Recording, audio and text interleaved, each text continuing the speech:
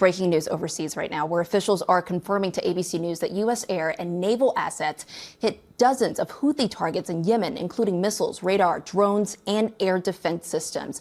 The airstrikes were carried out by fighter jets in the northern Red Sea, this less than 2 weeks after the president signed an executive order redesignating the Houthis a foreign terrorist organization. For more now, let's bring in ABC News contributor and former Deputy Assistant Secretary of Defense for the Middle East, Mick Mulroy, and ABC's Perry Russum from our Washington bureau. Mick, I want to start with you. What's the latest on these strikes as we hear one U.S. official telling our Pentagon reporter that the administration is characterizing today's attacks as an opening shot against the Houthis and also sending a strong message to Iran?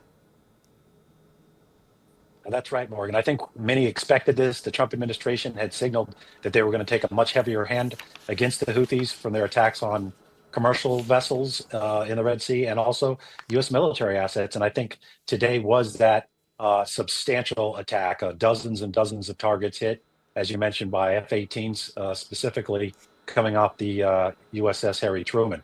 And I think this was also, as you mentioned, a signal to the Iranians. They're trying to get them to come to the table to talk about potentially a new agreement on nuclear weapons, and they haven't shown any interest. So this might be both, one, to mitigate the threat from the Houthis and also to send that message. And Mick, let's put a pin on that and let's go to Perry really quickly, because President Trump now posting on his social media platform a message to the Houthis warning that if the attacks don't stop, quote, hell will rain down on you like nothing you have seen before. What are you hearing on that front?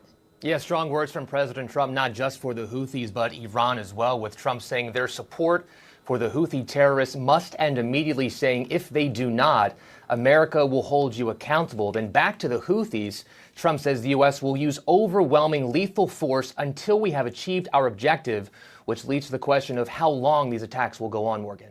Well, Mick, to Perry's point, tell us what you know about the Houthis' threats in recent days to resume targeting ships related to Israel in the Red Sea, as we've seen after Israel continued to block aid in Gaza. We know that there have been more than 100 attacks on vessels in the Red Sea since the October 7th attack, and this is one of the busiest shipping lanes in the world. I mean, kind of put it in perspective for us. What's at stake here?